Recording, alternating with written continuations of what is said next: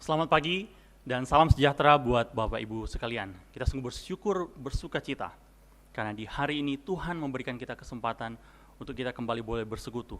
Walaupun selama beberapa waktu terakhir ini kita masih melaksanakan ibadah secara online.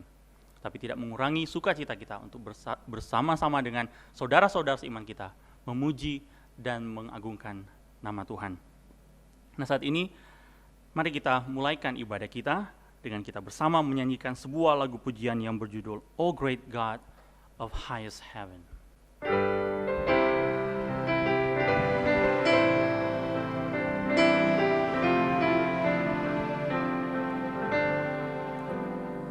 O great God of highest heaven, occupy my lowly heart.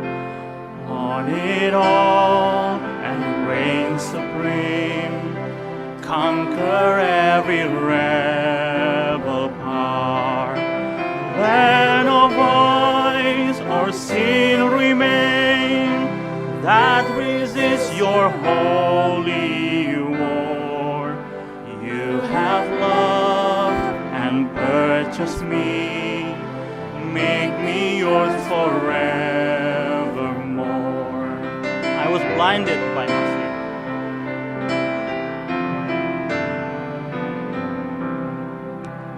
I was blinded by my sin, had no ears to hear your voice, did not know your love within, had no taste for heaven's joy.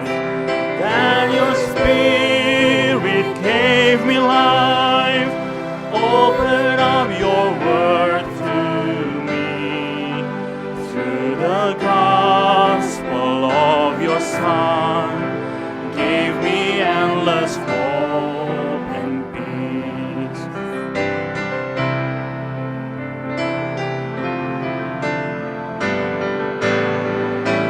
Help me now to live a life that's dependent on your grace. Keep my heart and guard my soul from the evils that I face. You are worthy to be praised with my every thought and deed. O great God of highest heaven, glorify your name through me. Glorify your name through me. Kami pengurus Christ Chapel Manado menyapa Bapak Ibu yang pagi ini bersama-sama beribadah dengan kami. Bapak Ibu yang mungkin di Christ Chapel Kupang, Christ Chapel Palembang, maupun Christ Chapel Karawaci dan Karawaci Presbyterian Church, serta Bapak Ibu yang berasal dari daerah mana saja yang pada pagi hari ini berkesempatan beribadah dengan kami. Kami menyambut Bapak Ibu dengan penuh sukacita, dan biarlah di saat ini kita satukan hati dan pikiran kita untuk kita boleh menyembah dan memuliakan Allah kita, Allah yang kita sembah. Dan pagi hari ini Bapak Ibu ada satu pengumuman untuk kita perhatikan bersama terkait dengan ibadah yang akan dilaksanakan minggu yang akan datang. Kembali kita akan dilayani oleh hambanya Bapak Philip Manurung yang akan melanjutkan eksposisi dari surat 1 Tesalonika. Dan saat ini Bapak Ibu, mari saya undang Bapak Ibu untuk berdiri dan bersama kita akan membaca secara bertanggapan Mazmur 103 sebagai bagian pembuka ibadah kita. Tuhan memanggil kita untuk beribadah. Pujilah Tuhan, hai jiwaku, pujilah namanya yang kudus, hai segenap batinku. Pujilah Tuhan, hai jiwaku, dan janganlah lupakan segala kebaikannya. Dia yang mengampuni segala kesalahanmu, yang menyembuhkan segala penyakitmu. Dia yang menebus hidupmu dari lubang kubur, yang memahkotai engkau dengan kasih setia dan rahmat. Pujilah Tuhan, hai segala buatannya, di segala tempat kekuasaannya. Pujilah Tuhan, hai jiwaku. Mari sekali lagi kita muliakan Allah yang kita sembah dengan menyanyikan bersama pujilah Tuhan, Sang Raja, karena Dialah yang layak menerima segala puji dan hormat dari kita.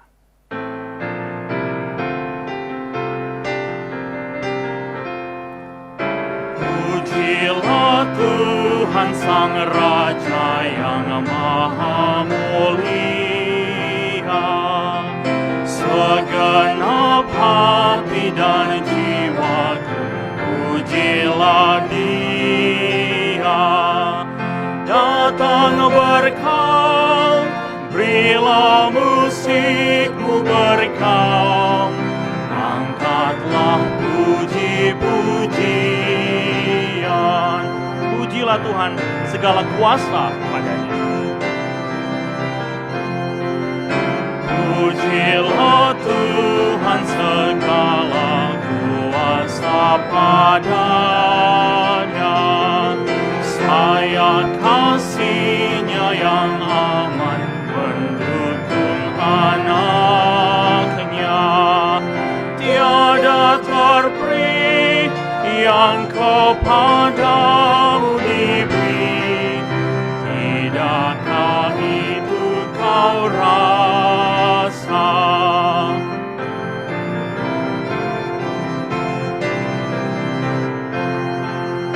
Pujilah Tuhan, hai jiwaku, mari bernyanyi. Semua makhluk bernafas, iringilah kami. Puji terus nama yang maha kudus, padukan suaramu, amin. Mari kita berdoa untuk membuka ibadah kita di pagi hari ini. Kita berdoa. Tuhan Bapa dalam kerajaan sorga, kami sungguh bersyukur untuk kasih setia Tuhan. Dan ketika kami mengatakan kami sungguh mengucap syukur, itu benar-benar datang dari hati kami, karena sungguh Tuhan, Engkaulah yang layak menerima segala puji dan keagungan. Satu minggu ini kami boleh beraktivitas, melaksanakan tugas tanggung jawab yang telah Tuhan percayakan. Kami percaya semuanya itu boleh terlaksana dengan baik. Itu karena Tuhan yang menopang. Tapi kalaupun Tuhan izinkan kami untuk menghadapi berbagai macam tantangan, kami percaya itu juga bagian dalam proses yang Tuhan izinkan terjadi dalam kehidupan kami untuk mendewasakan kami. Untuk kami boleh terus berpengharapan sepenuhnya dalam Tuhan, dan kami belajar untuk terus menemukan sukacita kami dalam Tuhan. Terima kasih Tuhan. Dan di pagi hari ini, kami sungguh berterima kasih, karena sekali lagi Tuhan memberikan kami waktu untuk kami boleh dididik dalam kebenaran. Sungguh Tuhan, siapakah kami orang-orang yang pantas dimurkai, tapi Tuhan terus berkasih karunia. Dan biarlah Tuhan di pagi hari ini, boleh menjadi kesempatan untuk kami sekali lagi, boleh semakin mengenal Tuhan yang kami sembah. Kami sungguh bersyukur, dan memohon biarlah Tuhan yang menyertai ibadah ini, memberkati ibadah ini, dari permulaan, pertengahan, hingga berakhirnya. Ini doa syukur kami kepadamu Tuhan, yang kami persembahkan hanya di dalam nama Anak-Mu Yesus Kristus, Tuhan dan Juru Selamat kami yang hidup, yang telah mengajar kami berdoa. Bapa kami yang di sorga, dikuduskanlah nama-Mu, datanglah kerajaan-Mu, jadilah kehendak-Mu di bumi seperti di sorga. Berikanlah kami pada hari ini makanan kami yang secukupnya, dan ampunilah kami akan kesalahan kami, seperti kami juga mengampuni orang yang bersalah kepada kami. Dan janganlah membawa kami ke dalam pencobaan, tapi lepaskanlah kami daripada yang jahat. Karena Engkau yang punya kerajaan dan kuasa dan kemuliaan sampai selama-lamanya. Amin.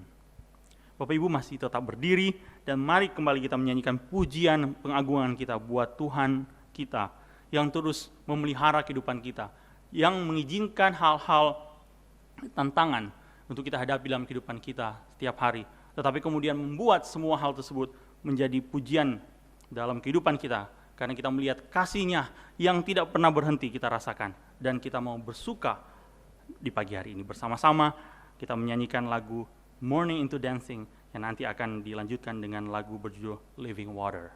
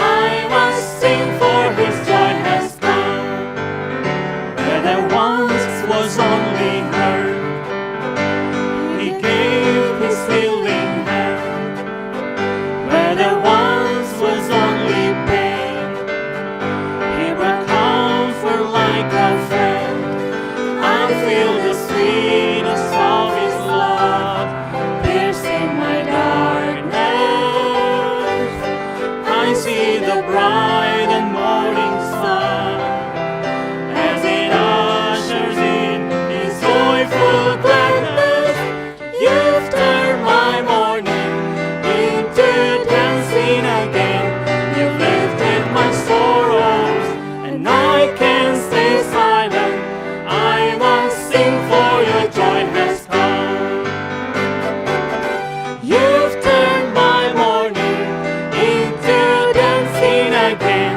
You've lifted my sorrows, and I can't stay silent. I must sing, for your joy has come.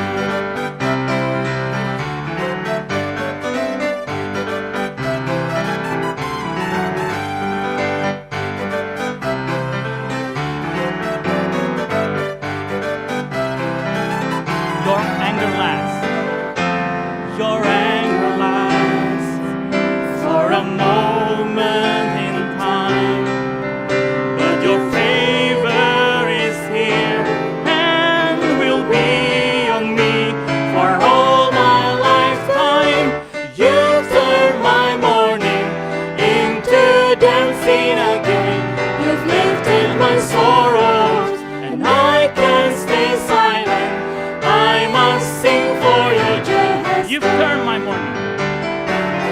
You've turned my mourning into dancing again. You've lifted my sorrows, and I can't stay silent. I must sing, for your joy has come. I must sing, for your joy has come.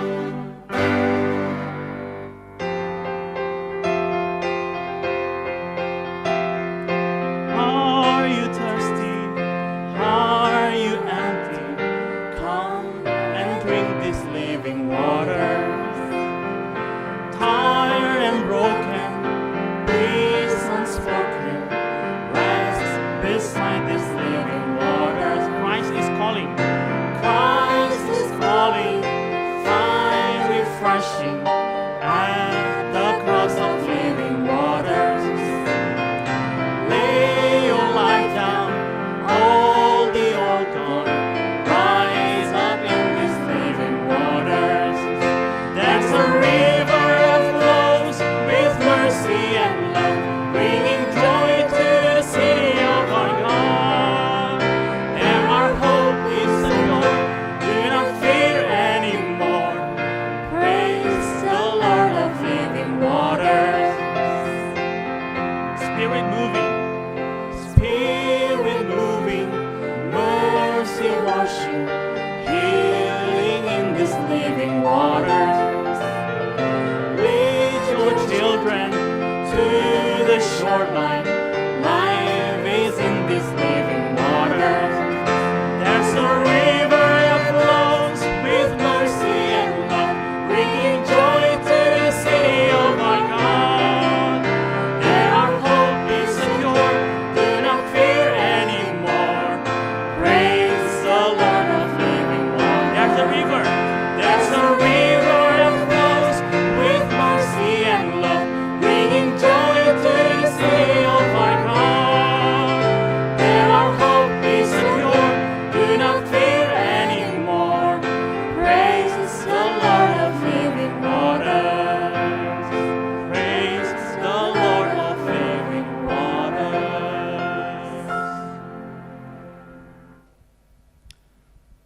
Tuhan memanggil kita kepada iman dan pertobatan. Bapak Ibu, kalau Bapak Ibu saat ini sudah tidak terlalu kuat untuk berdiri terlalu lama, kami persilakan untuk Bapak Ibu boleh duduk. Tapi bagi Bapak Ibu yang masih cukup kuat, mari kita tetap berdiri dan bersama kita akan membaca pengakuan iman kita secara bersama-sama yang pagi hari ini diambil dari Katekismus Kecil Westminster, pertanyaan 49 dan 50. Apakah perintah kedua? Perintah yang kedua adalah jangan membuat bagimu patung yang menyerupai apapun yang ada di langit di atas, atau yang ada di bumi di bawah, atau yang ada di dalam air di bawah bumi. Jangan sujud menyembah kepadanya atau beribadah kepadanya, sebab Aku, Tuhan Allahmu, adalah Allah yang cemburu, yang membalaskan kesalahan bapa kepada anak-anaknya, kepada keturunan yang ketiga dan keempat dari orang-orang yang membenci aku. Tetapi aku menunjukkan kasih setia kepada beribu-ribu orang, yaitu mereka yang mengasihi aku dan yang berpegang pada perintah-perintahku. Apakah yang dituntut melalui perintah yang kedua itu? Perintah yang kedua menuntut kita menerima, menjalankan, dan menjaga tetap murni dan utuh semua ibadah Kristiani dan ketetapan agamawi yang ditetapkan Allah di dalam firman-Nya. Bapak Ibu dipersilakan duduk, dan mari kita bersama-sama mengaku akan segala dosa dan kesalahan yang telah kita buat di hadapan Tuhan. Mari kita membaca bersama-sama pengakuan dosa kita di pagi hari ini. Allah yang murah hati, dosa-dosa kami terlalu berat untuk kami pikul, terlalu nyata untuk kami sembunyikan, dan terlalu dalam untuk kami tutupi. Ampunilah kejahatan kami yang terlalu takut untuk kami sebutkan, dan dosa kami yang terlalu menyesakkan untuk kami simpan sendiri.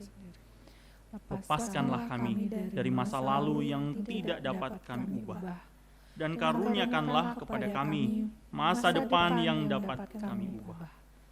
Berilah kami anugerah untuk bertumbuh semakin menyerupai Engkau di dalam Yesus Kristus, Juru Selamat dan Tuhan kami, Sang Terang Dunia. Amin. Dan saat ini Bapak Ibu, mari kita ambil waktu sejenak. Kita menghampiri tahta kasih karunia Tuhan. Kita mengaku dosa kita secara pribadi.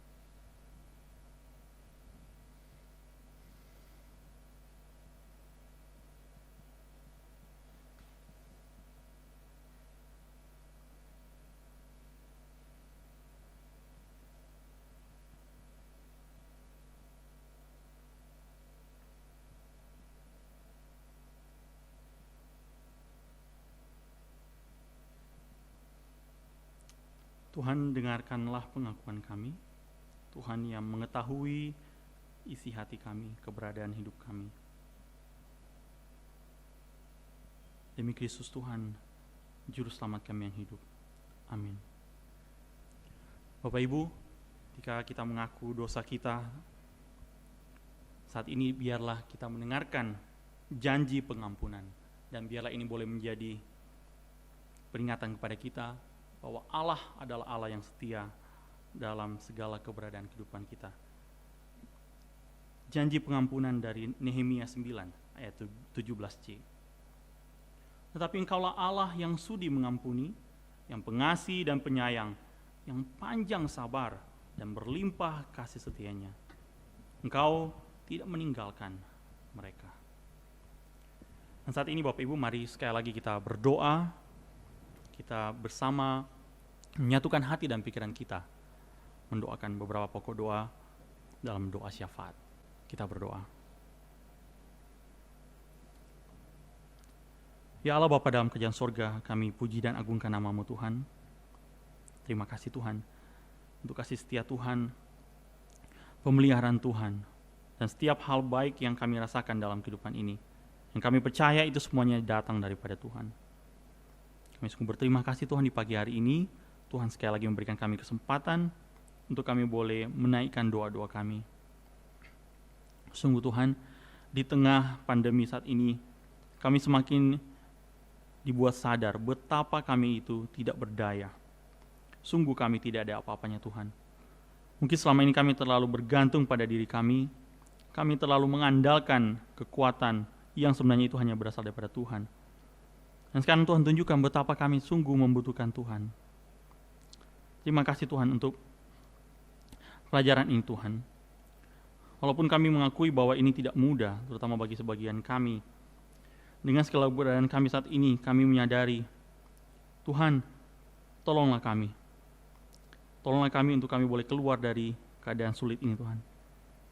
Tapi ingatkan kami dan ajarkan pada kami untuk tidak sekedar melewatkan masa sulit ini dan keluar dengan tidak membawa satu pelajaran penting untuk kami bawa dalam perjalanan kehidupan beriman kami. Biarlah Tuhan yang terus mengingatkan kami, keberadaan kami saat ini, di zaman ini. Tuhan menitipkan satu tugas mulia untuk kami kerjakan.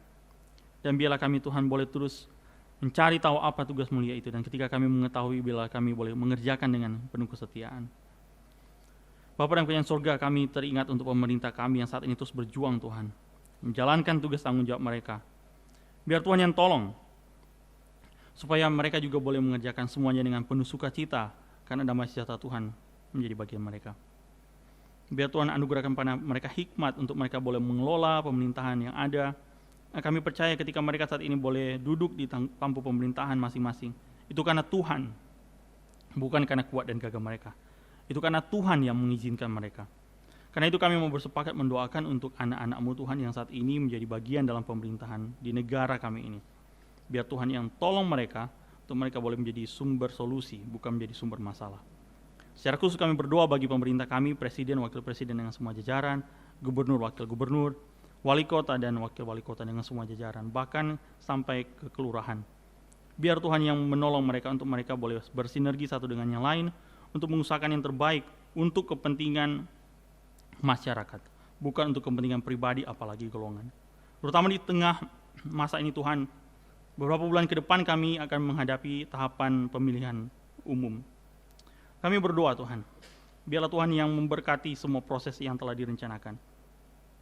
Tapi kami memohon biarlah Tuhan menjadikan proses ini Tuhan, untuk kesempatan kami boleh memilih pemimpin kami, terutama gubernur dan wali kota dalam konteks pemilihan di Manado ini Tuhan.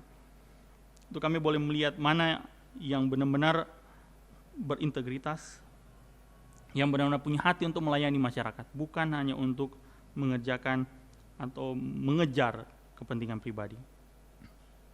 Kami bersepakat Tuhan untuk kiranya Tuhan memberkati semua tahapan ini. Dan kami yang terlibat Tuhan dalam semua tahapan ini, biarlah Tuhan yang memberikan kami rasa tanggung jawab untuk kami boleh berbagian, tidak acu tak acu dalam proses bernegara ini Tuhan. Bapa dan Punya surga, dalam rangkaian doa ini kami juga mau bersama berdoa bagi jemaat Christ Chapel Manado maupun Christ Chapel yang lain. Terutama kalau ada di antara kami yang saat ini sedang sakit, atau kami sedang ada pergumulan yang mungkin tidak bisa dibagikan. Tuhan, Engkaulah yang mengetahui keberadaan mereka, Tuhan yang mengetahui apa yang mereka butuhkan. Setiap kebutuhan mereka, terutama kebutuhan ekonomi, saat ini Tuhan, biar Tuhan juga yang cukupkan.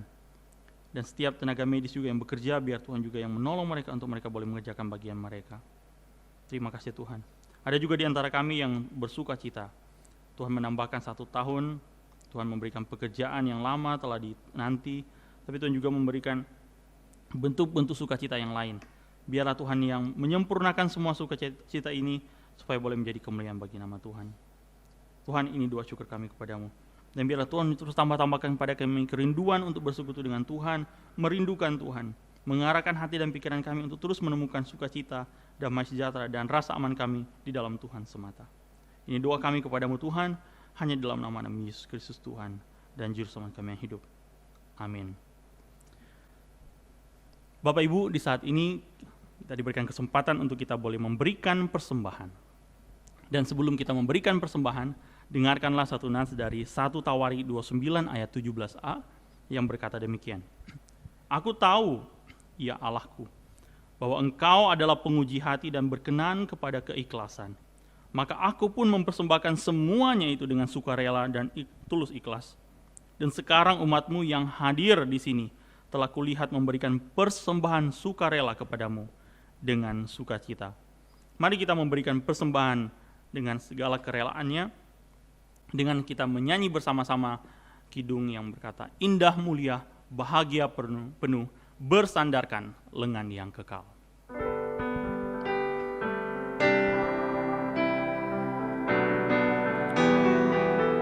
Indah mulia. Indah mulia, bahagia penuh, bersandarkan lengan yang kekal. Damai dan berkat sungguh milikku, bersandarkan lengan yang kekal. Aman, aman, dari bencana dan sesat. Aman, aman, bersandarkan lengan yang kekal. Oh, indah benar, ikut jalan. Kau benar, ikut jalannya, bersandarkan lengan yang kekal. Langkahku teguh, jalanku cerah, bersandarkan lengan yang kekal. Aman, aman, aman, dari bencana dan sesat. Aman, aman, bersandarkan lengan yang kekal. Tiada ku cemas, takut punya, bersandar lengan yang kekal. Hatiku tenang, ku dihantarnya, bersandarkan lengan yang kekal. Aman, aman, dari bencana dan sesat. Aman, aman, bersandarkan lengan yang kekal. Aman, aman, dari bencana dan sesat. Aman, aman, bersandarkan lengan yang kekal. Mari kita berdoa. Tuhan, terimalah persembahan yang telah kami berikan. Kami tahu ini tidak sebanding dibandingkan berkat-berkat yang Tuhan berikan dalam kehidupan kami. Tapi kami percaya Tuhan melihat bukan dari besar yang kami berikan, tapi datang dari ketulusan hati, kerelaan kami untuk kami boleh berbagian dalam pekerjaan Tuhan. Tuhan, kami memohon bila Tuhan yang memberkati pengelolaan keuangan ini, supaya boleh dipakai dengan semestinya, dan beri setiap orang yang Tuhan percayakan untuk mengelola keuangan ini boleh mengerjakan bagian mereka dengan baik, dengan penuh integritas, mengelola setiap berkat, setiap rupiah yang telah terkumpul ini untuk pekerjaan Tuhan di Christ Chapel Manado. Kami bersyukur berterima kasih Tuhan, dan kami percaya berkat-Mu ada bagi kami. Tuhan memelihara kami, mencukupkan apa yang kami perlukan. Di dalam nama Yesus Kristus Tuhan, Juru Selamat kami hidup. Amin. Dan saat ini Bapak Ibu, kita akan mendengarkan kebenaran firman Tuhan yang akan diberitakan. Karena itu mari kita persiapkan hati dan pikiran kita. Kita memohon biarlah Tuhan yang benar-benar bekerja, Roh Kudus membuka hati kita untuk kita boleh berespon kepada kebenaran firman-Nya yang pagi ini akan dibawakan oleh hamba-Nya, Bapak Philip Manurung.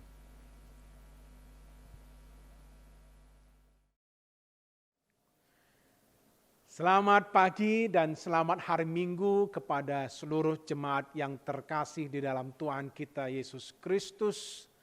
Kita diberikan terus kesempatan untuk menggumulkan firman Tuhan, dan sebagaimana Bapak Ibu ketahui, kita telah memasuki seri eksposisi yang baru. Minggu lalu telah dimulai oleh Reverend Yohanes Halim, dan sekarang kita melanjutkan akan pembacaan dari Tesalonika. Tetapi sebelumnya, seperti biasa saudara-saudaraku, penting bagi saya untuk memberikan suatu introduksi untuk kita memahami kedudukan atau signifikansi dari apa yang kita baca. Saudara-saudaraku yang terkasih, saya percaya kita biasanya terpukau dengan kategori individu tertentu yang masuk ke dalam golongan anak berbakat. Ya, anak berbakat, the prodigies, itulah mereka anak-anak kecil yang dapat menunjukkan kemampuan yang luar biasa semenjak usia belia. Di setiap zaman, saudara-saudaraku, selalu saja ada anak-anak tertentu yang dapat menunjukkan pencapaian-pencapaian yang luar biasa meski masih kecil dalam bidang masing-masing. Misalkan kita mengenal mungkin dalam bidang matematika. Ada seorang yang bernama Blaise Pascal. Blaise Pascal sejak usia 9 tahun, masih 9 tahun sudah bisa menuliskan makalah ilmiah pertamanya tentang getaran. Dan dalam seni musik, mungkin kita lebih familiar dengan nama Mozart. Wolfgang Amadeus Mozart, sejak usia 4 tahun sudah bisa main piano. Dan bahkan usia 6 tahun, saudara-saudaraku, dia sudah bisa menghasilkan karya komposisi original pertamanya. Dan di zaman modern ini, juga ada rekor dunia yang telah dipecahkan oleh seorang anak bernama Michael Kearney. Michael Kearney masuk kuliah di University of South Alabama dalam usia 8 tahun saja. Dan hanya butuh 2 tahun untuk dia lulus sarjana. Usia 10 tahun 4 bulan, dia sudah mengantongi gelar sarjana. Sangat mudah sekali. Dan tentu saudara-saudaraku, para ahli bertanya dan menyelidiki, kenapa kok bisa ada anak-anak tertentu yang seperti ini, semenjak masih kecil sudah menunjukkan kemampuan yang begitu hebat, begitu luar biasa. Tetapi tidak ada jawaban yang seragam. Kita orang awam itu tentu bisa mengatakan, semua itu karena anugerah Allah. Mengapa anak-anak itu bisa melakukan perkara-perkara yang begitu sulit tetapi dengan begitu gampangnya? Karena Allah memberikan kepada mereka bakat yang khusus, mengaruniakan sebuah bakat yang khusus kepada mereka. Itulah sebabnya mereka bisa melakukan hal-hal itu. Bukan karena anak-anak itu sudah berlatih piano dari sejak kandungan mamanya. Bukan karena dia mendisiplin dirinya membaca sejak menyusui di mamanya. Jadi ada orang-orang seperti itu. Tetapi pertanyaannya sekarang saudara-saudara, why? Kenapa Allah mengaruniakan bakat yang khusus kepada anak-anak tertentu seperti itu? Nah, saudara-saudaraku, jemaat Kristen in one way or another itu bisa dilihat sebagai anak. Jemaat bisa dilihat sebagai anak. Setidaknya begitulah pandangan Rasul Paulus. Setiap kali Rasul Paulus memasuki suatu kota, suatu daerah yang baru, dia memberitakan Injil dengan berjerih lelah, dan sampai akhirnya bisa menghasilkan merintis jemaat. Ada orang-orang Kristen yang percaya di situ.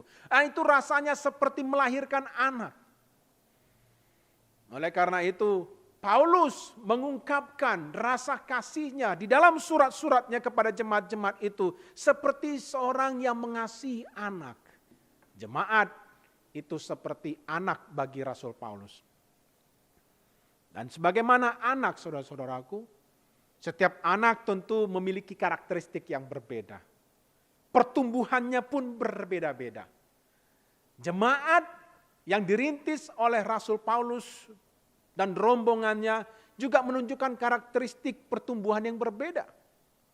Ada jemaat tertentu yang struggle untuk bertumbuh.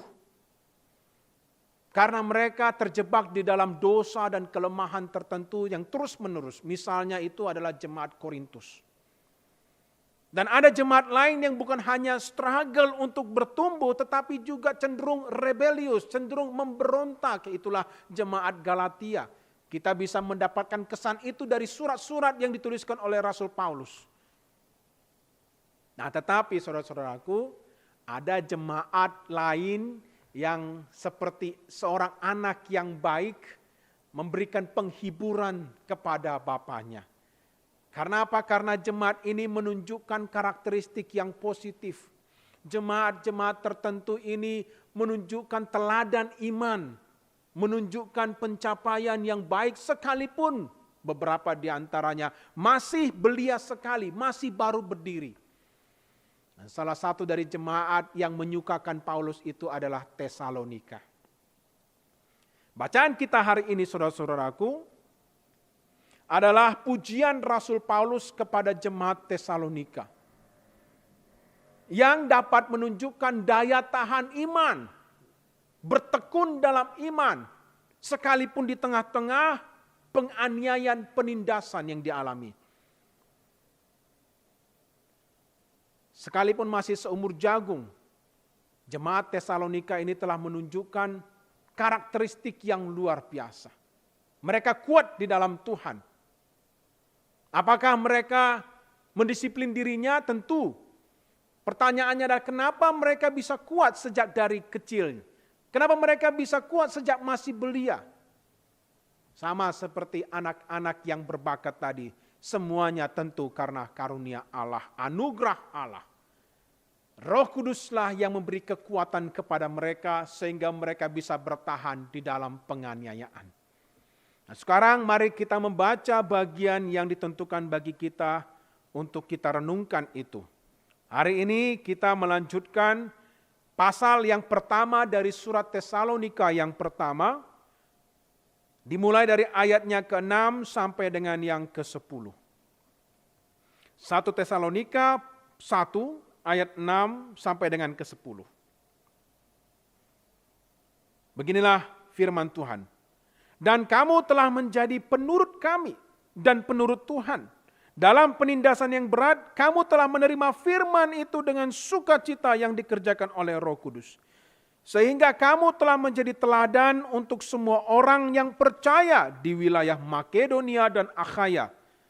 Karena dari antara kamu firman Tuhan bergema, bukan hanya di Makedonia dan Akhaya saja, tetapi di semua tempat telah tersiar kabar tentang imanmu kepada Allah. Sehingga kami tidak usah mengatakan apa-apa tentang hal itu. Sebab mereka sendiri bercerita tentang kami. Bagaimana kamu sambut dan bagaimana kamu berbalik dari berhala-berhala kepada Allah untuk melayani Allah yang hidup dan yang benar. Dan untuk menantikan kedatangan anaknya dari surga yang telah dibangkitkannya dari antara orang mati, yaitu Yesus yang menyelamatkan kita dari murka yang akan datang. Mari kita lebih dahulu berdoa kembali. Bapa, kami terus mengucap syukur di tengah-tengah masa pandemi ini, secara daring online, Engkau masih mengizinkan kami untuk beribadah. Meski kerinduan hati kami adalah untuk bertatap muka dalam sebuah persekutuan yang intim bersama dengan tubuh Kristus, tetapi kami harus mensyukuri momen yang kami miliki pada saat ini. Dan sekarang tibalah kami untuk mendengarkan akan firman-Mu kembali. Tolonglah kami Tuhan supaya perenungan kami ini berkenan kepadamu. Restuilah kami agar kami dapat mengerti kebenaran firman-Mu. Tuntunlah kami oleh Roh Kudus-Mu yang telah memimpin orang-orang kudus-Mu di sepanjang masa. Biarlah nama-Mu dipermuliakan melalui perenungan kami pada hari ini. Terpujilah nama Tuhan di dalam nama-Mu Tuhan Yesus Kristus. Allah kami yang hidup kami berdoa. Amin. Jadi saudara-saudaraku, judulnya hari ini mungkin agak sedikit unik ya. Tetapi itu merepresentasikan dari jemaat Tesalonika. Dari kecil sudah kuat. Untuk memahami bagian yang kita baca pada hari ini, saudara-saudaraku, saya ingin kita untuk kembali mereview tentang bagaimana sejarah berdirinya jemaat Tesalonika ini. Itu akan menolong kita untuk memahami apa yang sedang dibicarakan oleh Paulus di sini. Sejarah pendirian jemaat Tesalonika itu bisa kita baca di dalam Kisah Rasul yang ke-17. Dan itu dimulai saudara-saudaraku setelah Rasul Paulus dan rombongannya, ada Silas, ada Timotius, mereka diusir keluar dari kota Filipi. Mereka mengalami huru-hara di sana, ada penolakan terhadap berita Injil dan mereka diminta oleh para jemaat untuk meninggalkan kota itu. Maka mereka melanjutkan perjalanan ke Tesalonika. Mungkin itu juga adalah sebabnya sehingga para elders di tempat ini memutuskan setelah kita mengeksposisi surat Filipi kemarin, kita sekarang melanjutkan ke Tesalonika. Secara kronologis juga jemaat itu berdiri dengan urutan seperti itu. Nah, Rasul Paulus dan rombongannya memasuki kota yang baru, Tesalonika. Dan sebagaimana kebiasaan mereka di kota-kota yang sebelumnya, Paulus pertama-tama mencari di mana ada sinagoge, rumah ibadah orang Yahudi. Karena apa? Karena dia orang Israel, dia juga dulunya Yahudi. Maka dia mau memberitakan Injil pertama-tama kepada mereka yang memiliki konteks yang sesuai dengan konteks hidupnya. Maka di dalam Kisah Rasul pasal 17 dikatakan, selama 3 hari Sabat, 3 minggu, dia memberitakan Injil. Dengan cara dia meyakinkan orang-orang, siapa itu Yesus Kristus. Bahwa Yesus Kristus adalah Mesias, anak Allah yang dijanjikan, dinubuatkan oleh perjanjian lama, akan datang, mati dan bangkit untuk menebus umat pilihannya. Selama 3 minggu dia beritakan kepada orang-orang di situ. Dan Tuhan menyertai pekerjaannya. Sehingga beberapa orang, baik daripada orang Yahudi maupun juga beberapa orang Yunani, menjadi percaya akan berita Injil, menerima Yesus Kristus sebagai Tuhan dan Juru Selamat, dan menyerahkan diri untuk dibaptis. Tetapi saudara-saudaraku, sebagaimana yang terjadi di Filipi, mulai ada penentangan, mulai ada pergolakan. Karena orang-orang Yahudi yang fanatik itu menggalang suatu keributan dengan menggunakan orang-orang dari pasar, preman-preman untuk menentang sekte yang baru ini, golongan yang baru ini, kepercayaan yang baru ini. Dan terjadi huru-hara yang besar di kota itu, saudara-saudaraku. Bahkan sampai Yason, salah seorang anggota jemaat yang terkemuka di Tesalonika itu, mereka perkarakan ke pengadilan dengan alasan yang dibuat-buat. Nah, sekali lagi, seperti yang terjadi di Filipi. Jemaat meminta supaya Rasul Paulus itu pergi meninggalkan kota itu supaya mereka menghadapi itu sendiri.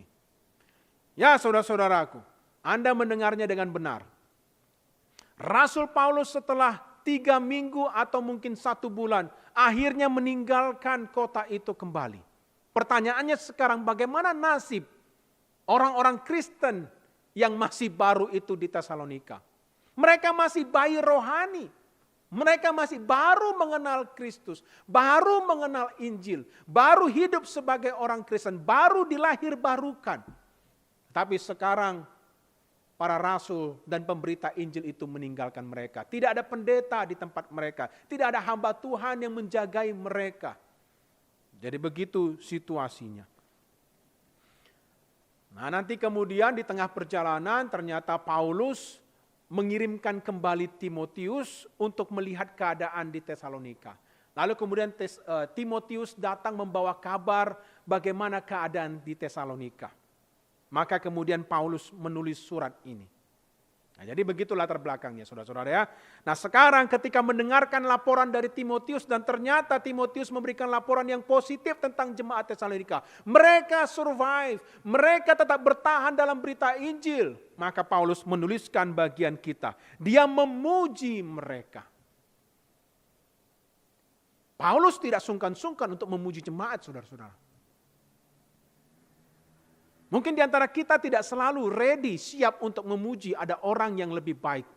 Ketika ada orang yang menunjukkan kualitas yang bagus. Ketika ada orang yang berhasil melakukan pekerjaan yang baik. Kenapa kita tidak puji dia? Beberapa daripada kita mungkin menahan diri, tidak mau karena ego kita. Kita tidak mau orang lain kelihatan lebih baik. Nah, tapi Rasul Paulus tidak demikian. Rasul Paulus tidak menyimpan ketika dia memuji orang itu. Dan mungkin ada orang-orang Kristen yang sengaja menyembunyikan keengganannya untuk memuji orang dengan berdalih, bersembunyi di balik ayat-ayat firman Tuhan, di balik teologi tertentu. Mengatakan kita tidak boleh memuji manusia, hanya yang kita puji adalah Allah. Oh, siapa bilang? Itu betul. Memang Allah saja yang patut dipuji, dimuliakan. Tetapi itu bukan menjadi alasan kita tidak memuji orang-orang yang menunjukkan sikap yang terhormat, yang baik, yang melakukan pekerjaan yang baik demi kemuliaan Tuhan, kita juga patut memujinya. Dan Paulus, saudara-saudaraku, ketika memuji, dia melakukannya di hadapan orang. Ini prinsip yang baik sekali. Ketika kita melihat sesuatu yang baik, kita memuji orang itu, lakukanlah di hadapan umum. Tetapi ketika kita menegur, tegurlah dengan 4 mata. Jangan dibalik, saudara-saudaraku. Jadi Paulus menunjukkan bahwa dia menghargai apa yang telah dikerjakan dan dialami oleh jemaat Tesalonika. Di ayat ke-6 Paulus tadi mengatakan, kamu telah menjadi penurut kami dan penurut Tuhan. Paulus memuji jemaat Tesalonika karena menuruti dia dan menuruti Tuhan. Dalam bahasa Inggrisnya, you also became imitators, mimetai. Engkau berhasil telah menjadi peniru dari kami. Nah, saudara-saudaraku, ini tidak berarti bahwa perkataan Paulus itu hendak menempatkan dirinya sebagai kepala bagi orang-orang Kristen Tesalonika. Ini bukan bahasa yang bersifat manipulatif. Engkau peniru berarti engkau adalah bawaan kami. Tidak seperti itu. Karena di bagian yang lain, saudara-saudaraku, di pasal yang kedua ayat 14, Paulus mengatakan dengan bahasa yang lain. Paulus mengatakan bahwa mereka telah menjadi penurut jemaat-jemaat Allah di Yudea. Jadi Paulus tidak hanya mengarahkan lampu sorotnya kepada dia, tetapi Paulus memuji jemaat Tesalonika karena mereka menjadi peniru, penurut, bukan hanya pada Paulus dan Tuhan, tetapi juga penurut daripada jemaat-jemaat Allah yang di Yudea, asal dari kekristenan itu. Mengapa mereka dikatakan peniru? Mengapa mereka dikatakan berhasil mengikuti? Apa yang mereka turuti? Jemaat Tesalonika menuruti cara hidup sebagaimana yang ditunjukkan oleh Paulus, oleh Tuhan, oleh jemaat di Yudea. Yaitu yang dikatakan di dalam ayat ke-6. Cara hidup di mana kamu menerima firman itu, kamu menerima berita Injil itu dengan sukacita oleh Roh Kudus, sekalipun di dalam penindasan yang berat. Ini adalah cara hidup Kristen, ini adalah cara hidup murid Kristus. Bertahan di dalam Injil sekalipun di tengah penindasan, tetapi tetap bersukacita oleh karena kuasa Roh Kudus. Nah, saudaraku, ini tidak mudah. Ini tidak mudah untuk dilakukan. Saya ingin Anda membayangkan sebuah situasi. Misalkan saudara-saudaraku, Anda memiliki warung atau toko. Dan biasanya warung atau toko itu didatangin oleh salesman. Dan suatu kali ada salesman menawarkan suatu produk yang baru. Produk ini setelah dijelaskan Anda beli.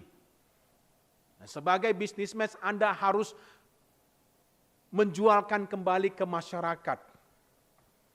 Nah, setelah sales itu pergi, Anda mulai menjual itu, mempromosikan kepada masyarakat, dan ternyata itu menimbulkan keresahan. Banyak orang yang komplain. Ada saja alasannya untuk tidak menerima produk Anda. Dan begitu besar komplain ini, semua orang komplain sehingga menimbulkan keresahan, kegaduhan besar. Dan sekarang apa yang Anda lakukan? Anda tidak ditinggalkan dengan nomor telepon salesman itu. Anda tidak ditinggalkan dengan informasi tentang layanan after sales-nya. Apa yang akan Anda lakukan? Situasi yang sama dialami oleh jemaat Tesalonika. Kepada mereka diberitakan suatu ajaran agama yang baru. Dan mereka percaya dan mereka menerimanya. Tetapi itu menimbulkan keresahan satu kota. Sehingga tetangga mereka memusuhi. Sehingga orang-orang yang mereka kenal memusuhi. Mungkin juga keluarga besar mereka sekarang memusuhi mereka. Dan sekarang mereka ditinggalkan seorang diri. Para hamba Tuhan itu sudah pergi. Maka secara rasional menurut manusia, mereka seharusnya melepaskan status Kristen itu. Secara manusia ada godaan itu, buat apa kita pertahankan? Kalau ini menimbulkan keresahan dan kita menderita oleh karena yang sesuatu yang baru ini. Padahal kita tidak mendapatkan pertolongan apa-apa dari yang dulu memperkenalkan kepada kita. Tetapi Timotius datang dan memberi laporan, tidak seperti itu. Jemaat Tesalonika tetap bertahan. Sekalipun tidak ada hamba Tuhan di situ, sekalipun mereka ditinggalkan waktu mereka masih baru belajar mengenal Injil, tetapi mereka tetap bertahan dalam penderitaan. Apakah karena orang-orang Kristen di Tesalonika pada dasarnya adalah orang-orang yang tangguh? Bisa jadi. Apakah karena mereka orang-orang yang berdisiplin begitu hebat? Belum tentu. Apa alasannya sehingga mereka yang masih belia mengenal kekristenan ini tetapi menunjukkan teladan iman yang luar biasa, menunjukkan daya tahan iman yang luar biasa. Nah, saudara-saudara, seperti anak yang berbakat itu tidak mereka hasilkan dari diri mereka sendiri. Itu tidak berasal dari kekuatan pada diri mereka sendiri. Itu tidak berasal daripada komitmen diri mereka sendiri. Tetapi kita percaya pertama-tama karena Roh Allah sungguh menyertai mereka. Itulah yang dimaksud oleh Paulus di dalam ayat yang kelima. Paulus sudah menyampaikan. Paulus yakin sekali Injil yang kami beritakan tidak disampaikan dengan kata-kata dengan kata-kata saja. Tetapi disampaikan dengan kekuatan Roh Kudus dengan kepastian yang kokoh. Berita Injil saudara-saudaraku bukan hanya melulu perkataan, tetapi orang-orang yang tidak orang-orang lihat adalah berita Injil itu disertai dengan kuasa Roh Kudus. Sehingga bukan hanya sesuatu yang sampai di dalam pikiran lalu coba dimengerti, tetapi ada Roh Kudus yang mempertahankannya, memeteraikan di dalam jiwa manusia. Sehingga orang itu tidak mau meninggalkan berita yang menyukakan hati itu. Karena dia adalah orang pilihan Allah. Jadi semuanya karena anugerah Allah. Anugerah Allah dicurahkan atas orang-orang pilihan di Tesalonika. Sehingga mereka yang dulunya mati terhadap Allah, mereka dihidupkan, regeneration. Lalu kemudian mereka bisa menangkap akan berita Injil itu, menjadi percaya, beriman. Dan setelah beriman, mereka terus diperbaharui, mendapatkan anugerah untuk bertahan di dalam berita Injil itu. Perseverance of the saints. Di sini kita melihat Ordo Salutis itu dipraktikkan, diterapkan dengan begitu luar biasa. Jadi sekalipun hamba Tuhan meninggalkan mereka, sekalipun mereka ditinggalkan sendirian menghadapi semua cobaan dan penderitaan dan penindasan itu.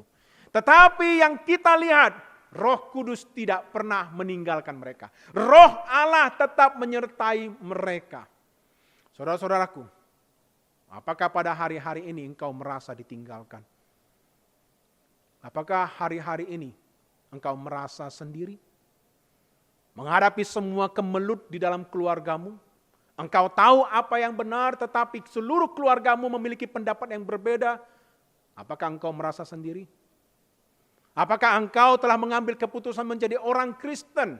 Dan seluruh keluarga besarmu belum percaya kepada Yesus Kristus dan engkau mengalami penganiayaan setiap hari, tetapi tidak ada hamba Tuhan yang seolah-olah datang mengunjungi rumahmu. Apakah engkau merasa sendiri? Dari bagian ini kita menyadari, Injil bukan hanya perkataan manusia, tetapi Injil berlaku menjadi kuasa dengan kuasa Roh Kudus. Maka Paulus mengatakan di dalam Roma pasal pertama, Injil itu kekuatan Allah. Bukan hanya sekedar perkataan manusia. Karena ada Roh Allah yang menyertainya. Sekalipun engkau merasa sendiri saudara-saudaraku, saya mau mengatakan Roh Kudus, Roh Allah yang menyertai seluruh orang kudus di sepanjang zaman tidak pernah meninggalkan kita sedetik pun. Ini adalah janji daripada Tuhan kita Yesus Kristus. Di dalam Yohanes pasal 14 Tuhan Yesus mengatakan dengan jelas sekali kepada semua orang-orang kudus yang akan mendengarkan firman-Nya dalam Yohanes pasal 14 ayat 18. Aku tidak akan meninggalkan kamu sebagai yatim piatu. Karena dia akan mengirim suatu penolong Roh Kudus yang akan menyertai umat-Nya di sepanjang zaman. Saudara-saudaraku, ini adalah hak istimewa yang diberikan kepada umat Tuhan.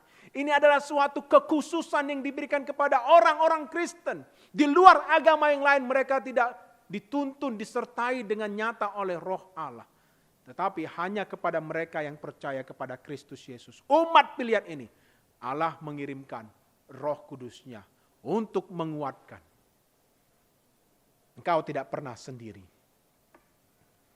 Dan saudara-saudaraku, untuk sejenak kita mau berhenti dan kita mau menggali lebih dalam akan implikasi-implikasi yang kita dapatkan pada jemaat Tesalonika ini. Secara singkat ada 2 poin, ada 2 implikasi yang bisa kita gali lebih dalam. Yang pertama saudaraku, bahwa kita melihat dari sejarah Tesalonika, jemaat Tesalonika, kita melihat daripada surat Paulus kepada jemaat Tesalonika ini, bahwa sebenarnya Allah menetapkan bagian pergumulan yang unik, berbeda-beda bagi setiap individu, bagi setiap jemaatnya. Sekali lagi, Yang pertama adalah bahwa kita melihat Allah menetapkan suatu bagian pergumulan yang unik bagi setiap individu dan bagi setiap jemaatnya. Kita melihat saudara-saudaraku, di dalam perjanjian lama ada kelompok-kelompok umat Tuhan yang lain dan Allah berinteraksi memperlakukan mereka dengan cara yang berbeda. Misalkan di dalam Keluaran pasal yang ke-13 kita tahu ketika orang Israel keluar dari tanah Mesir, Keluaran pasal 13, Tuhan mengatakan seperti ini, Yahweh mengatakan kepada mereka, aku tidak akan memimpin mereka masuk melewati daerah orang Filistin.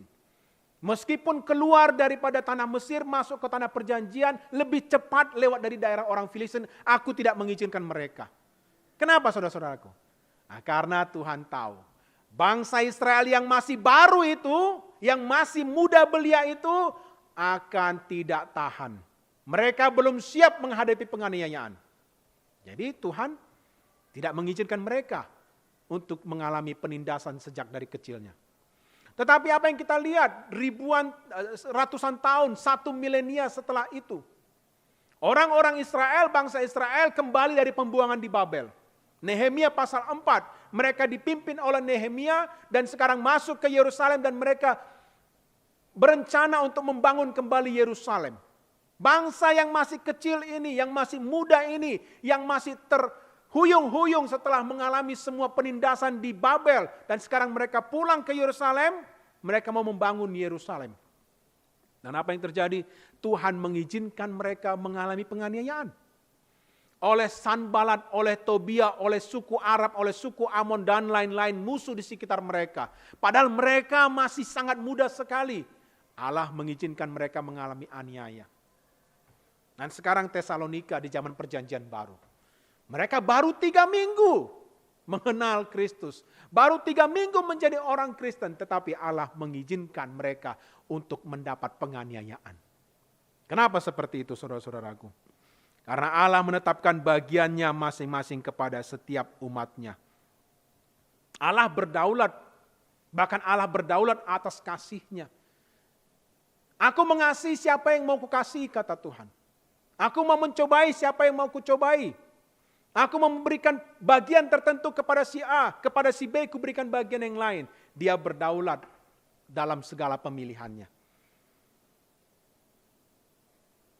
Saudara-saudaraku, tetapi kita melihat bahwa tidak ada konsep anak emas bagi Allah. Allah tidak memperlakukan setiap orang itu Allah memperlakukan setiap orang itu dengan berbeda-beda, tetapi tidak Allah memperlakukan ada anak emas tertentu. Kita tidak bisa mengatakan bahwa ada orang-orang tertentu yang mendapat karunia khusus karena Allah memperlakukan sebagai anak emas, tidak. Tetapi saudara-saudaraku, kita melihat semuanya itu punya tujuan. Allah berdaulat memberikan bagian tertentu dengan masing-masing punya tujuan. Kenapa orang Israel ketika baru keluar dari tanah Mesir tidak diberikan penganiayaan penindasan yang begitu berat? Karena Allah punya tujuan. Kenapa orang-orang Israel yang baru pulang dari tanah pembuangan diberikan penganiayaan berat? Karena Allah punya tujuan. Kenapa sekarang jemaat Tesalonika yang masuk baru berdiri diberikan penganiayaan berat? Karena Allah punya tujuan. Dan apakah tujuan itu saudara-saudaraku? Kita melihatnya di bagian selanjutnya. Poin yang kedua yaitu Allah merancang segala situasi penganiayaan yang dialami oleh Tesalonika untuk justru memperluas pemberitaan Injil. Nah, ini menarik. Justru penindasan itu, penganiayaan itu dimaksudkan Allah untuk memperluas penyebaran Injil melalui Tesalonika. Melalui penindasan Tesalonika, Injil semakin diberitakan lebih lagi. Di ayat 8 kita melihat itu. Paulus mengamati dan melihat, karena dari antara kamu firman Tuhan bergema, bukan hanya di Makedonia dan Akhaya saja, tetapi di semua tempat telah tersiar kabar tentang imanmu kepada Allah. Sama seperti yang dulu dialami oleh Paulus di Filipi. Paulus mengatakan di dalam surat Filipi, bahwa karena dia dipenjara di Roma, justru karena pemenjaraannya itu berita Injil semakin menyebar luas di dalam kalangan istana. Justru di Roma sendiri pemberitaan Injil menjadi semakin luas melalui penindasan. Jadi melalui penindasan Mungkin itu adalah salah satu cara Allah untuk memakai Anda menyebarkan Injilnya. Apakah Anda merasa ditindas pada saat ini? Apakah Anda merasa diperlakukan tidak adil pada saat ini? Mungkin ini adalah momen ketika Allah mau memakai engkau untuk menyatakan berita Injil kepada lingkungan tetanggamu, kepada keluarga besarmu. Dan sekarang mungkin kita bertanya, bagaimana caranya kok bisa mereka ketika dianiaya justru berita Injil semakin menyebar luas. Dan Paulus mengatakan karena teladan iman kamu. Karena kamu menunjukkan teladan iman.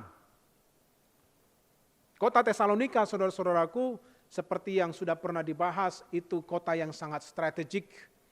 Kota pelabuhan, berada di sebelah utara dari Laut Egea. Kota pelabuhan itu kota yang sangat strategis, jalur dagangnya bisa menghubungkan beberapa daerah di provinsi Makedonia. Jadi ketika ada orang-orang Kristen sekarang di Tesalonika, dan mereka berinteraksi dengan orang-orang dari sekitar, mereka menunjukkan pancaran kasih Tuhan. Mereka menyatakan Injil bukan hanya melalui perkataan mereka, tetapi dengan juga kesaksian hidup mereka. Sehingga ketika mereka diberi kesempatan untuk berinteraksi dengan orang-orang luar bisa mencium aroma tubuh Kristus dari mereka. Ketika ada orang-orang luar datang mengunjungi Tesalonika, mereka melihat di sini ada kumpulan orang-orang yang berbeda. Orang-orang yang menyebut diri mereka sebagai Kristen. Dan apa itu? Mereka mencium aroma tubuh Kristus. Apakah Anda pernah mencium aroma tubuh Kristus? Aroma daripada orang Kristen. Aroma daripada kehidupan yang dinyatakan hidup di dalam Injil itu sendiri. Yaitu tetap bersukacita di dalam segala penderitaan. Tetap bersukacita karena Roh Kudus yang menguatkan. Sekalipun semua orang menjadi cemas, tetapi orang-orang Kristen ini menunjukkan karakteristik selalu mereka tenang, selalu mereka optimis, selalu mereka memiliki sukacita untuk dibagikan. Dan itu menjadi cara mereka untuk menyatakan pemberitaan Injil. Saudara-saudaraku yang dikasihi oleh Tuhan. Surat Tesalonika ini, kalau kita melihat saudara-saudaraku dan kalau kita membaca nantinya, memiliki satu ciri khas tertentu. Di akhir daripada setiap pasal, Anda mungkin akan menemukan suatu cuplikan pengajaran tentang eskatologi.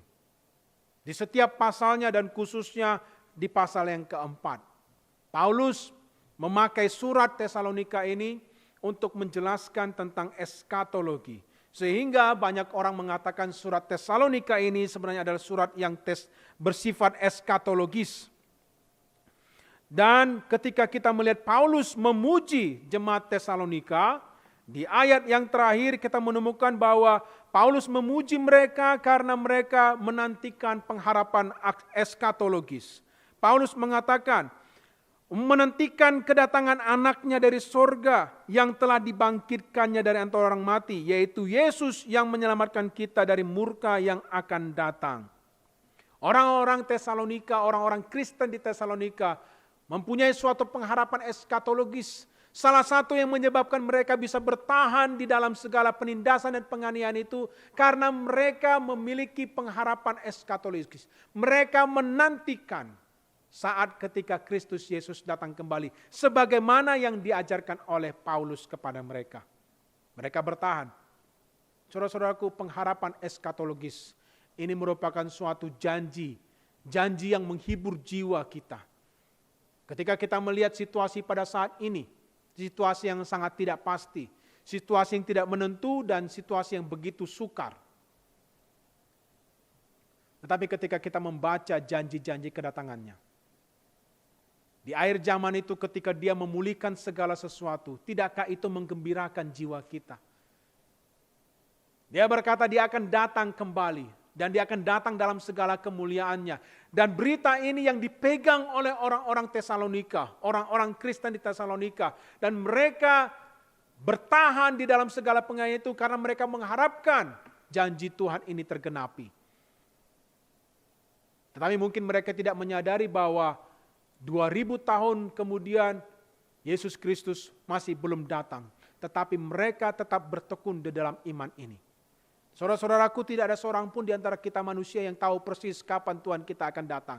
Tetapi justru itulah yang menjadi iman kita, pengharapan kita, kekuatan kita untuk melalui hari-hari yang sulit ini pada saat ini. Dan kita melihat saudara-saudaraku bahwa pengharapan eskatologis ini justru memunculkan suatu kekuatan untuk menjalani hidup dengan kekudusan. Semakin kita mengharapkan kedatangan Kristus yang kedua, semakin kita mempunyai bayangan bahwa Kristus Yesus datang dengan segala kemegahan dan kemuliaannya, dengan semua pasukan orang-orang kudusnya, itu membuat orang-orang Tesalonika semakin menjaga kekudusannya. Mereka semakin bertahan di dalam penganiayaan dan mereka menjaga kekudusannya. Saudara-saudaraku, kita tidak tahu kemana arah dari pandemi pada saat ini. Kita hanya bisa mendengar kabar, akan ada vaksin, akan ada perkembangan ini, ada perkembangan itu. Tetapi jujur kalau kita mau menyadari, kita tidak bisa menganalisis kemana arah semuanya ini. Dan salah satu kemungkinan yang bisa, semua ini mengarah kepada penganiayaan orang-orang Kristen. Dan saat ini ada begitu banyak orang-orang Kristen, mungkin yang tidak dianiaya dari luar, tetapi di dalam dia mengalami suatu kesukaran, penderitaan, dan kesesakan karena segala situasi. Dan ke depan saudara-saudaraku mungkin itu akan semakin berat. Itulah situasi yang sudah dikatakan oleh Tuhan kita Yesus Kristus. Menjelang akhir zaman akan ada begitu banyak kesukaran, akan ada begitu banyak bencana. Saudara-saudaraku, apakah yang membuat orang-orang Kristen bisa bertahan? Yaitu pengharapan kita bahwa Kristus Yesus akan datang kembali dan memulihkan segala sesuatu. Bahwa Kristus Yesus Tuhan kita akan datang dengan kejayaannya, dengan seluruh pasukannya, dengan seluruh kemuliaannya saudara-saudaraku. Dan dia akan membawa semua umat pilihannya masuk ke dalam kerajaannya. Bersama dia untuk selama-lamanya. Dan ketika kita membayangkan ini saudara-saudaraku, seharusnya kita juga berjaga-jaga. Terus berjaga-jaga. Sekalipun pada masa ini saudara-saudaraku justru menjadi masa di mana begitu banyak godaan dan cobaan melencengkan jalan kita. Tetapi kita harus tetap menjaga diri kita. Berjaga-jaga di dalam seluruh kekudusan yang Tuhan telah perintahkan. Meskipun jemaat Tesalonika telah menunjukkan teladan iman, tetapi nanti kita melihat di bagian pasal yang selanjutnya saudara-saudaraku, Paulus terus-menerus mengingatkan mereka, jaga kekudusan, pelihara hidup tetap kudus.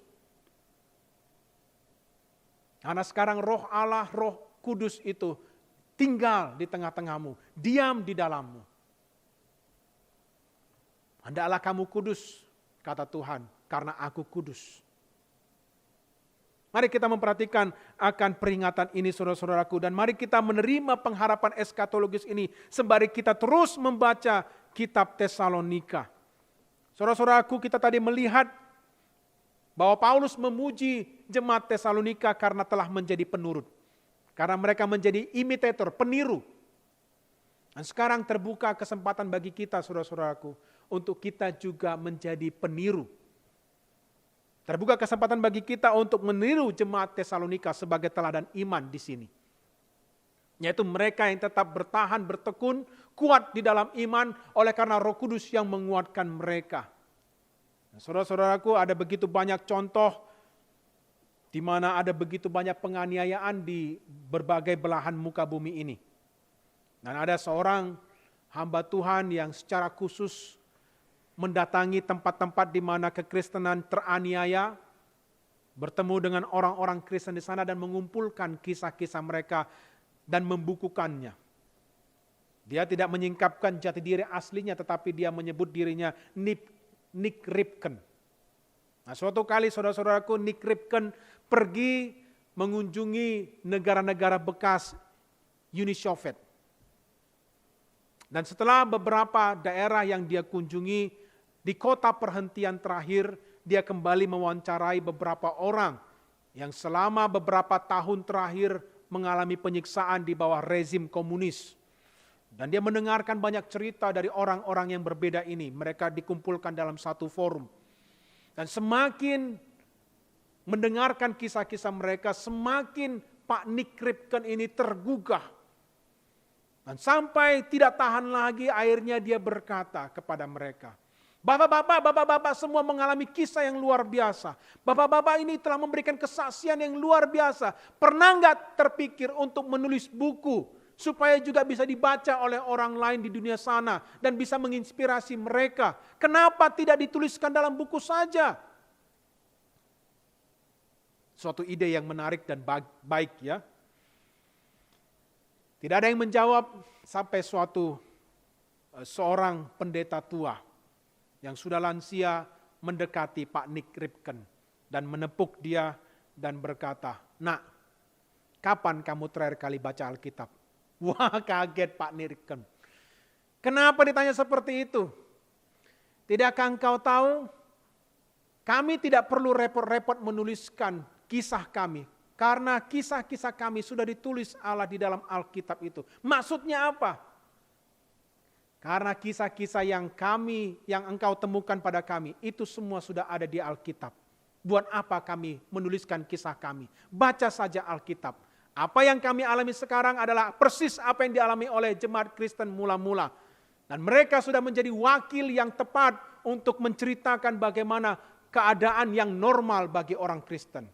Hidup dalam penderitaan, tetapi tetap bersukacita karena Roh Kudus yang menguatkan senantiasa.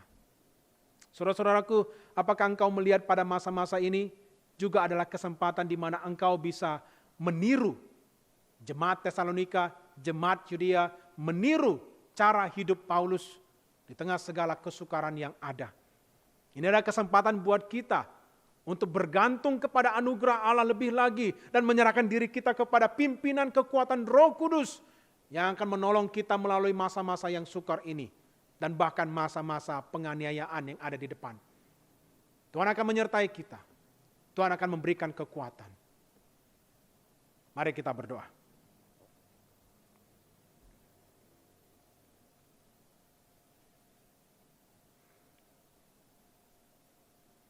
Terpujilah Engkau ya Tuhan Allah kami. Engkau yang tahu apa yang hendak Kau lakukan di atas muka bumi ini. Engkau yang telah menetapkan waktu dan masa yang tepat untuk segala sesuatu. Dan bahkan apa yang akan terjadi dan menimpa umat-Mu, Engkau rancangkan demi untuk mendatangkan kebaikan. Penderitaan yang saat ini kami alami adalah untuk memuliakan Engkau. Kesukaran yang semakin nanti akan kami rasakan adalah untuk menyatakan akan kasih Tuhan dan kesetiaan Tuhan di dalam kehidupan kami. Bahkan Engkau juga mengizinkan penderitaan dan ketidakadilan yang kami alami dalam hari-hari ini adalah untuk membuat pemberitaan Injil-Mu semakin menyebar luas. Pakailah kami ya Tuhan, sebagaimana Engkau memakai jemaat Tesalonika, meskipun mereka masih begitu belia dan baru mengenal Engkau. Pakailah kami supaya kami juga menjadi sarana, cara di mana kami dapat menjadi pemberita Injil melalui kehidupan kami maupun melalui perkataan kami. Pakailah jemaat-Mu Tuhan, Christ Chapel dimanapun kami berada. Sehingga menjadi teladan iman bagi sesama orang Kristen percaya. Melalui kehidupan kami yang terus bersukacita dan berdamai sejahtera sekalipun di tengah penderitaan. Biarlah aroma Kristus semakin nyata di tengah-tengah masyarakat kami. Bahkan di tengah-tengah bangsa ini. Berkati umat-Mu Tuhan, berkati jemaat-Mu Tuhan. Firman-Mu yang disampaikan dari kota ini bolehlah menyebar kepada semua orang yang membutuhkan penghiburan dan kekuatan di masa-masa yang sukar ini. Terpujilah nama Tuhan, dimuliakanlah nama-Mu senantiasa. Di dalam nama Tuhan kami Yesus Kristus kami berdoa. Amin.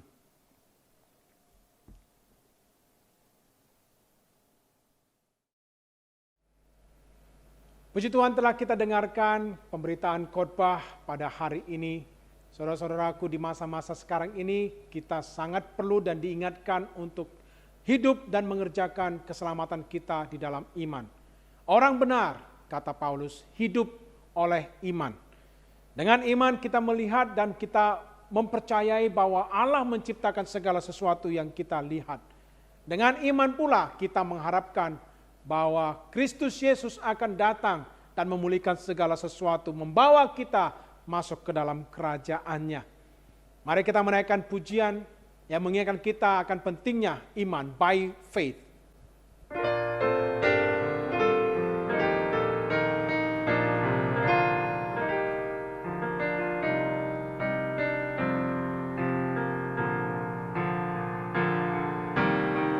By faith we see the hand of God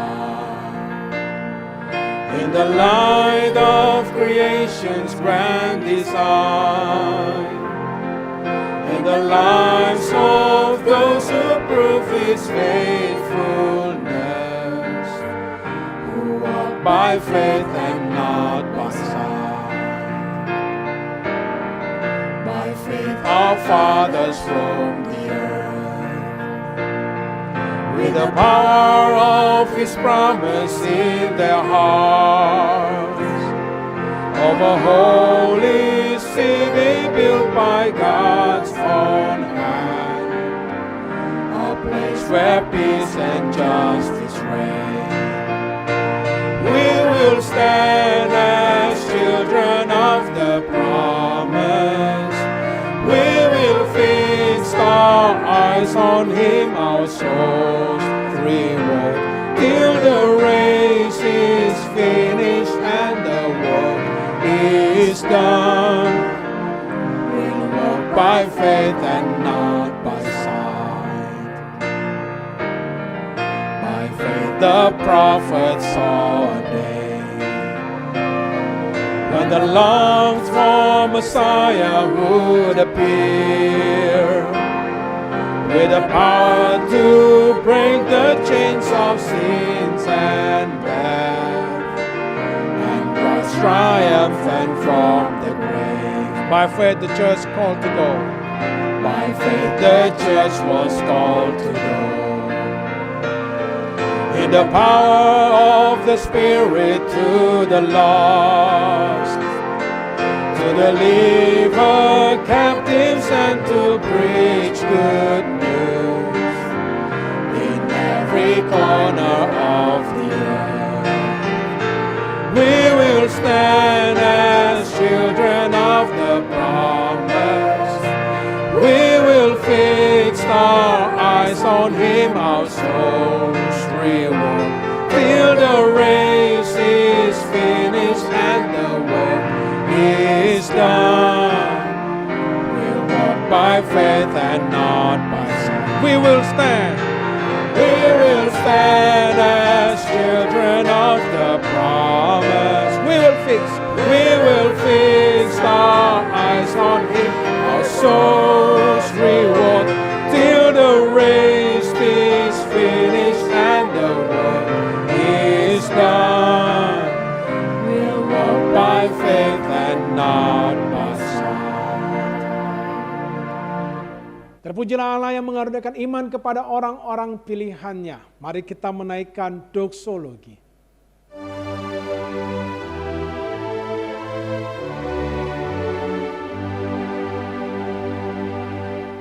Puji Allah sumber berkah, puji Dia hai semua ciptaan, puji Dia hai segenap malaikat, puji Bapa, Putra dan Roh. Amin.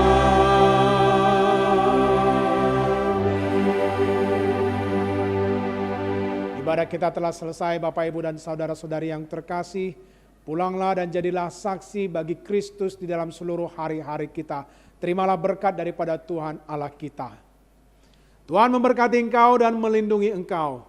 Tuhan menyinari engkau dengan wajah-Nya dan memberi engkau kasih karunia. Tuhan menghadapkan wajah-Nya kepadamu dan memberi engkau damai sejahtera. Amin. Amin.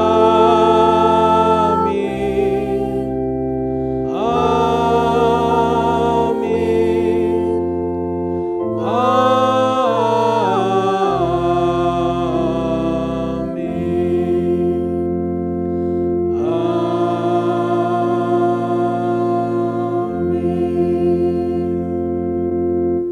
Selamat hari Minggu, silakan bersatu teduh.